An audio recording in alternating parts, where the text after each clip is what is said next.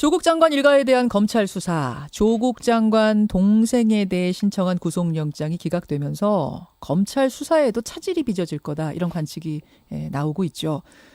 어제 출연한 민주당 김종민 의원은 검찰의 수사가 무리했다는 한 증거다.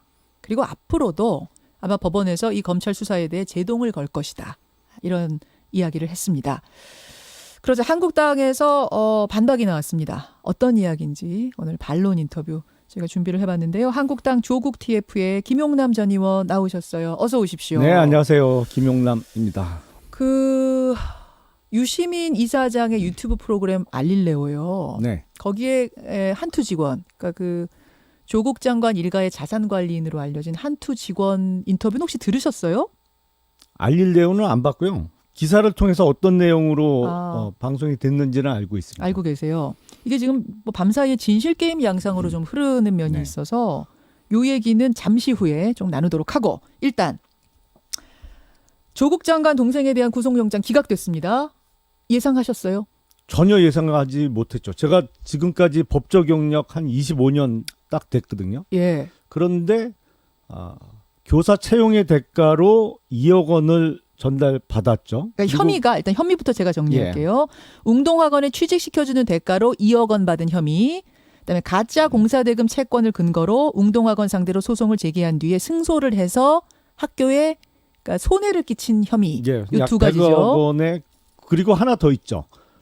범인 도피 교사. 그러니까 그 교사 채용의 대가로 돈을 받으면서 그 돈을 중간에서 전달한 사람한테 돈을 주면서 해외에 좀 나갔다 와라. 그것까지 혐의로. 그거 해서 범인 도피 교사 혐의까지 있어요. 더군다나 본인은 법원의 영장실질심사를 받기로 되어 있던 8일날 갑자기 멀쩡하던 허리 디스크 수술을 받아야 된다면서 불출석하겠다고 했는데 나중에 보니까 수술도 안 잡혀 있었어요. 그러니까 아예 수술 일정이 안 잡혀 있어서 검찰에서 허리 상태 확인하고 강제 구인해 갖고 오니까 조건 본인도 아유 이제 틀렸다 하고 영장 실질 심사를 들어가지 않겠다라고 포기했는데 법원에서 그냥 기각을 했어요. 그래서 저도 어제 아침에 일어나서 하도 이해가 안 되길래 이해가 안 되거든요. 이미 종범 돈을 전달한 사람은 2사람이나 구속이 됐는데 주범인 사람이 영장이 기각이 된다. 더군다나 범인 도피 교사 부분도 있고 본인도 사실은 구속을 피하기 위해서 법원에 거짓말을 했는데 그래서 황당하기도 하고 화가 나서 명재권 판사는 제가 직접적인 인연이 없습니다. 그래서 그 영장 심사한 판사요. 영장 기각한 판사는 그래서 법원에 있는 다른 부장 판사한테 제가 좀 화가 나서 당신이 속해 있는 법원에서 일어난 일이니까 좀 해명을 해봐라. 내 기준과 상식으로는 도저히 이해가 안 된다라고 물었더니 그 다른 부장판사분 대답이 걸작이에요. 뭐라고 하던가요? 명재건이가 미쳤나 봐요. 그러니까 잠깐만요. 지금 제가 좀 깜짝 놀랄 정도로 좀 거칠게 말씀하셨는데 아니 그 판사가 정신 나갔다? 그게 무슨 그렇죠. 말이에요? 왜냐면 저하고 통화한 그분도 영장 전담 판사를 했던 분이거든요. 그러니까 이게 어떠한 기준에 의해서도 합리적인 설명이 안 되는 거예요. 아니 근데 명재권 판사가 왜 영장을 기각했는가 이유를 밝히면서 영장 기각했어요. 뭐라고 했냐면은 배임 수재 혐의는 대체로 이미 인정을 하고 있고 채권 관련된 배임 혐의는 다툼의 여지가 있다는 점. 따라서 구속영장이 신청된다고 해서 뭐 유죄고 무죄고 이건 아니잖아요. 따라서 구속까지 해서 수사를 할 필요는 없다라는 게 명판사 입장이던데요. 그러면 돈을 전달한 종범 2사람 이미 구속돼 있는 건 뭔데요? 그러니까 죄를 인정해서 불구속이다? 아니 그러면 구속 사유는 죄의 경중에 따라서 무거운 죄. 아니 교사 채용하면서 2억이나 받았으면 무겁잖아요. 그러면 죄가 무거우면 이게 도주의 우려가 있다라고 이르면 판단이 되거든요. 왜냐하면 무거운 실형 선고가 예상되니까. 더군다나 이 사람은 다른 공범에 대해서 외국 가서 도망가 있으라고 범인 도피 교사한 부분도 있고 본인도 구속을 피하기 위해서 허위 수수료를 받을 것처럼 거짓말을 한 부분이 있어요.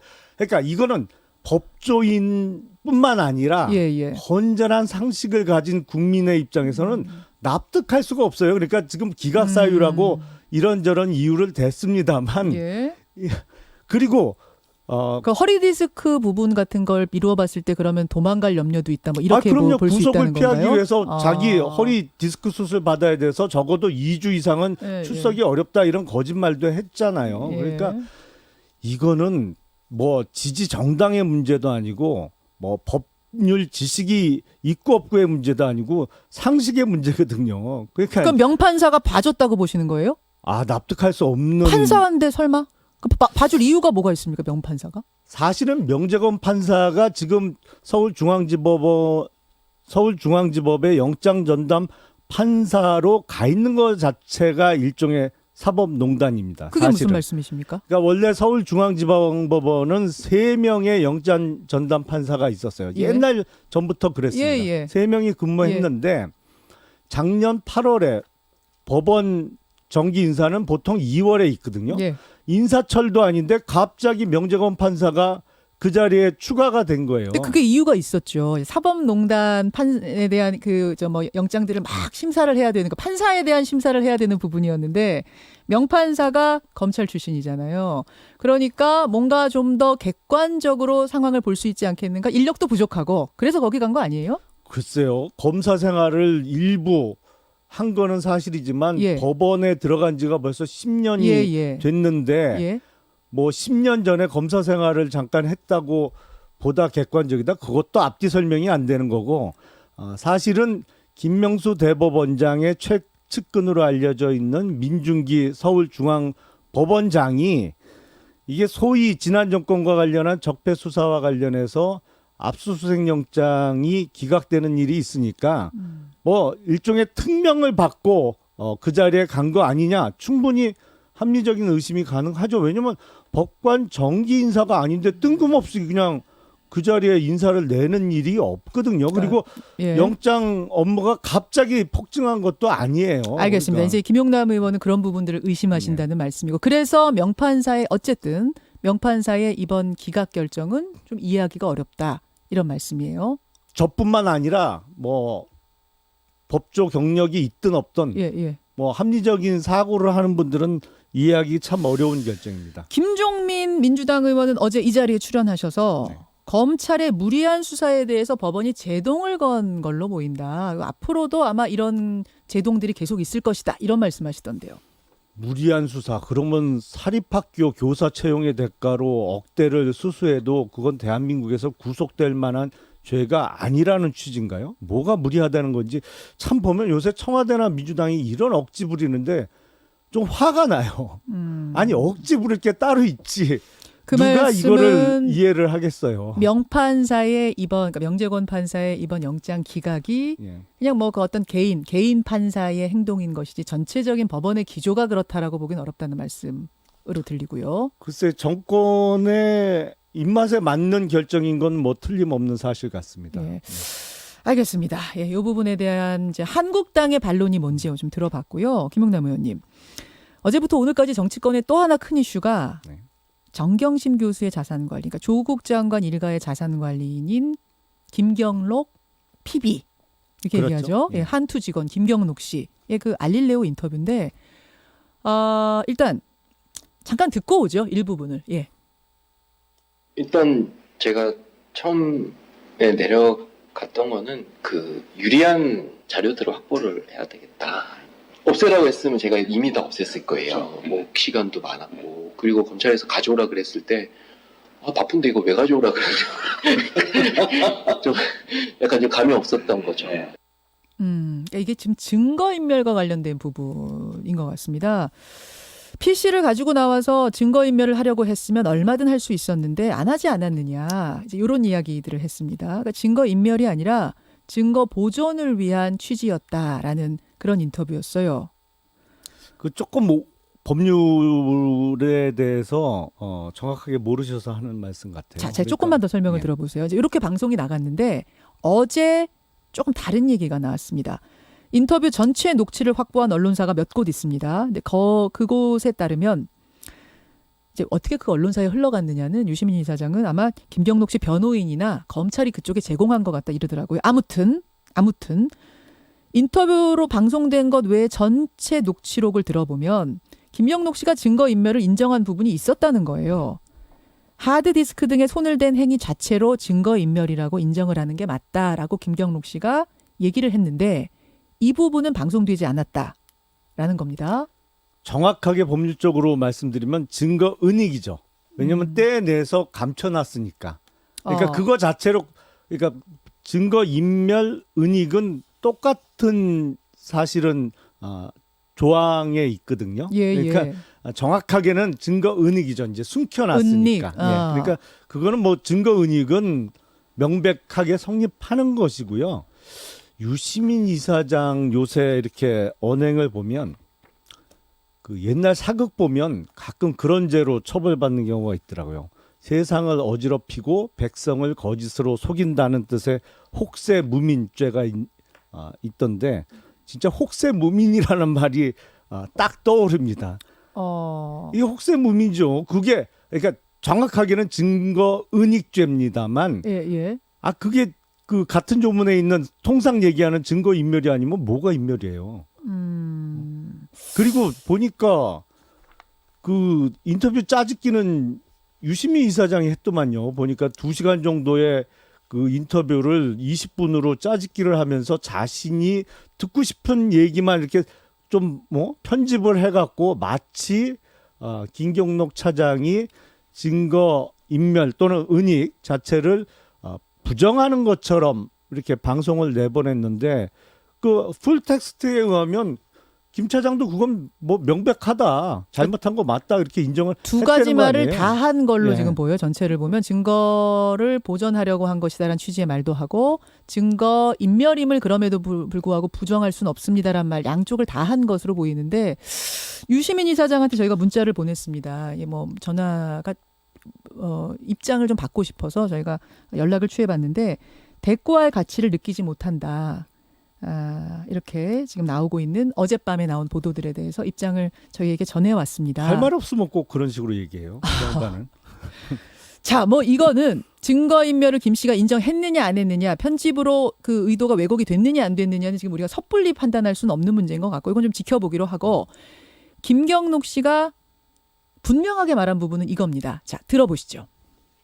사모펀드 문제가 났을 때 조범동이 도망가잖아요. 근데 이거는요, 100% 돈 막힌 사람 돈을 날려먹을 거기 때문에 도망가는 거예요. 조범동이 사기꾼이다라고 생각을 하고 그림을 보면 매우 단순하지. 코링크 가서는 조국 정경심이 시킨 거다 얘기를 하고 여기 가서는 그냥 돈 되는 거라고 네, 돈 되는 얘기를 하고. 이 부분은 뭐 왜곡이냐 아니냐 편집이냐 아니냐 논란이 전혀 없는 부분이에요. 어떤 부분이냐면 조 장관 조카인 조범동 씨가 다 한 거고 정경심 교수는 속은 거다. 그러니까 조 장관 부분은 무관하다, 피해자다 이런 취지로 김경록 씨가 진술하고 있습니다. 이건 어떻게 보세요? 이 사건 초기에 사모펀드가 한참 쟁점이 되자 조국 부부가 조범동에게 속은 거다 이런 취지의 주장을 일부에서 했었죠. 근데 그게 초기에 박살난 게 정경심 교수하고 조범동하고 같은 변호사가 변호를 하고 있어요. 만약에 가해자하고 피해자의 구도라면 같은 변호인이 할 수가 없거든요. 무슨 얘기냐면 이건 입장이 같은 사람이기 때문에 같은 변호인이 변호를 할 수 있는 겁니다. 그러니까 쉽게 말씀드리면 공범 관계예요.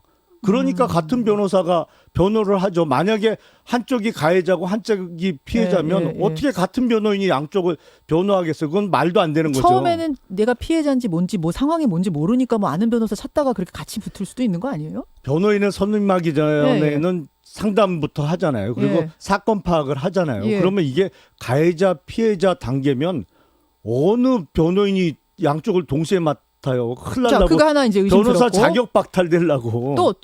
또 왜 아니라고 보세요? 그리고 이 모든 것은 돈이 말해줍니다.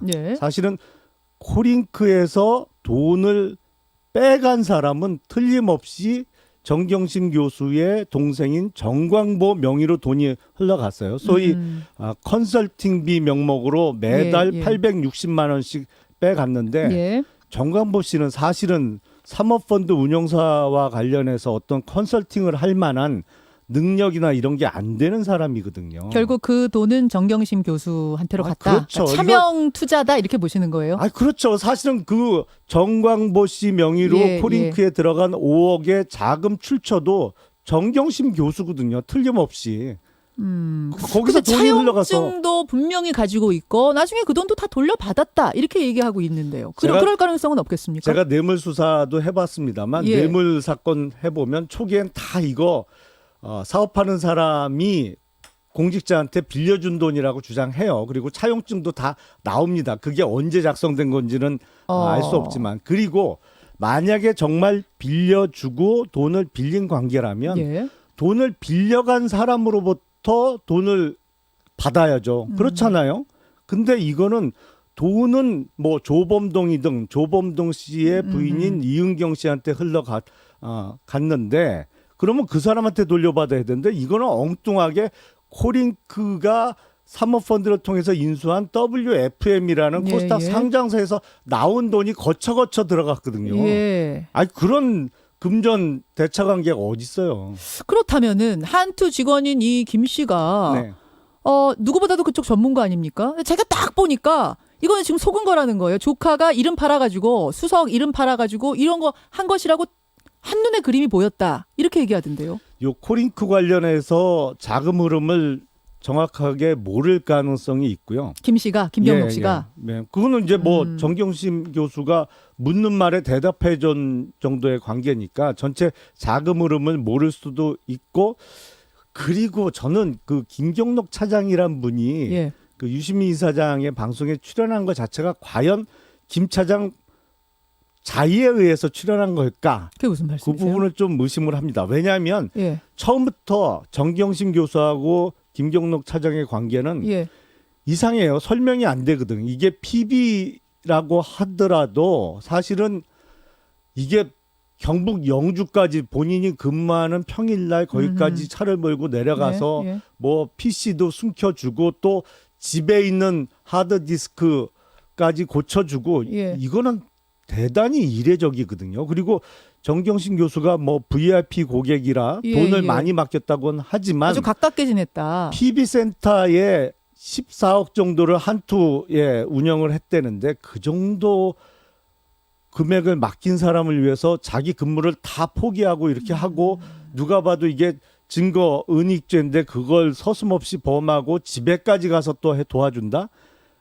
이거는요 제가 보기엔 한투증권 고위층의 어떤 적어도 묵인 내지는 허락 없이 이 월급 받는 차장이 이런 일을 할 수 있을까? 고위층이 그럼 어떤 뭐 정부의 오더라도 받았다 이 말씀이세요?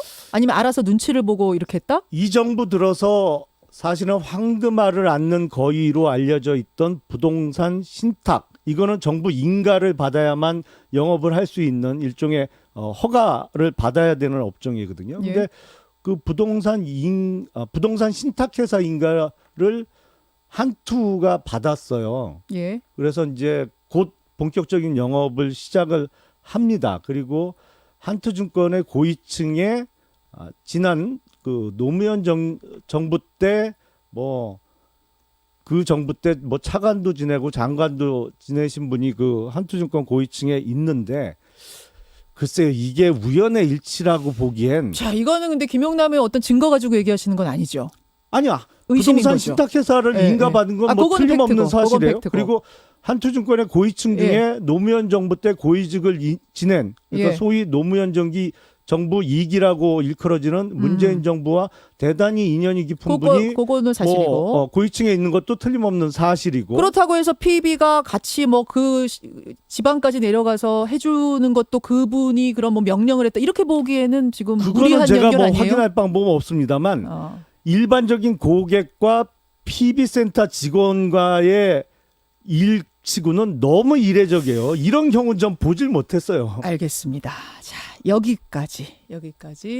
이것은 이제 뭐 김용남 전 의원의 합리적인 의심, 예. 의심이다, 의혹이다 이렇게 아유, 정리를 제기죠. 하겠습니다. 이게 뭐 본인이 그렇게 했겠어요.